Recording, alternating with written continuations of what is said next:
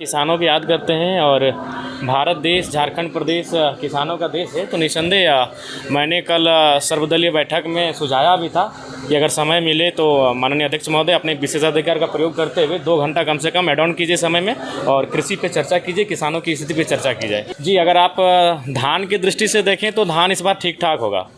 चूँकि धान के लिए इस बार हमें लगता है कि तमाम जो इससे पहले बाद खेत जिसे कहते हैं हम लोग वो पड़ती रहता था, लेकिन इस बार जिस प्रकार बारिश हुई है इस बार बहियार, कनारी या हेर के अलावा बाद में भी धान अच्छा होगा। लेकिन उसके बाद एक प्रभाव ये भी पड़ा है कि आपका मक्का तथा इत्यादि जो बाकी फसल होते हैं उनका नुकसान हुआ है। तो इस पर मैंने कल भी सुझाव दिया था माननीय अध्यक्ष महोदय थे मुख्यमंत्री महोदय को कि 2 घंटा कम से कम मानसून सत्र को कृषि सत्र का नाम दिया जाए और 2 घंटा किसानों पे विशेष चर्चा की जाए। उसके बाद प्रवासी पे चर्चा होगी।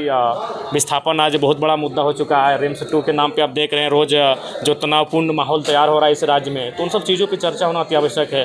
धनबाद में आप देख सकते हैं कि कोयला खनन में किस प्रकार से अवैध ओबीडम का मामला प्रकाश में आता है, अवैध खनन का मामला प्रकाश में आता है। तो इन चीज़ें पर बहस बहुत आवश्यक है और मैं अपने हिसाब से अपना जो मुझे समय अलॉटमेंट किया जाएगा उसके हिसाब से मैं इन विषय पर चर्चा करूँगा। देखिए रिम्स 2 निसंदेह बनना चाहिए, लेकिन ज़मीन जो विवादित हो रही है उस ज़मीन पर चर्चा होनी चाहिए। क्योंकि भूमि अधिग्रहण अधिनियम 2013 स्पष्ट कहती है कि आप जिस ज़मीन का किसी योजना परियोजना के लिए अधिग्रहण करते हैं उसमें 70 से 80% रैयतों की रजामंदी होनी आवश्यक है।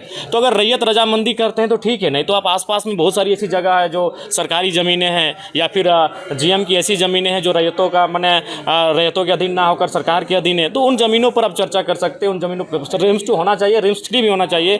आज सबसे ज़्यादा अगर बुरा स्थिति राज्य में किसी चीज़ का है तो स्वास्थ्य का है। चूँकि हम लोग माननीय विधायक है तो हम लोग प्रतिदिन इन चीज़ों से गुजरते हैं। लोग हमारे पास आते हैं, विधायक जी मदद करिए, विधायक जी डॉक्टर को फ़ोन कर दीजिए, विधायक जी कुछ फी माफ़ करवा दीजिए। ये प्रत्येक दिन कम से कम औसतन 5 से 10 समस्याएं आती हैं स्वास्थ्य संबंधी। तो निसंदेह रिम्स 2 रिम्स 3 तक होना चाहिए, लेकिन विवाद नहीं होना चाहिए। जनाब जी, झुकाव किधर रहेगा सदन के भीतर आपका? देखिए, नहीं, हम तो जनता की आवाज़ बनकर आए हैं। जो जनता इन 3 महीनों में मैंने जिन चीज़ों को देखा सामने घटित हुई, जिन चीज़ों पे बात करनी चाहिए, मैं उन चीज़ों से सीधा बात रखूँगा।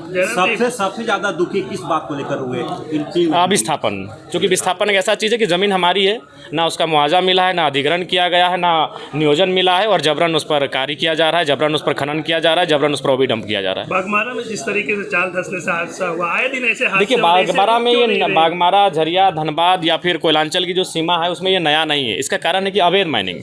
तो इसके लिए कहीं ना कहीं सरकार के जो खासम लोग हैं उनका संरक्षण प्राप्त है। आप एक ज़िले में जहां कई IAS IPS हैं, अगर वहां इस प्रकार का कार्य होता है और उनके जानकारी में नहीं है, ये तो हो ही नहीं सकता है।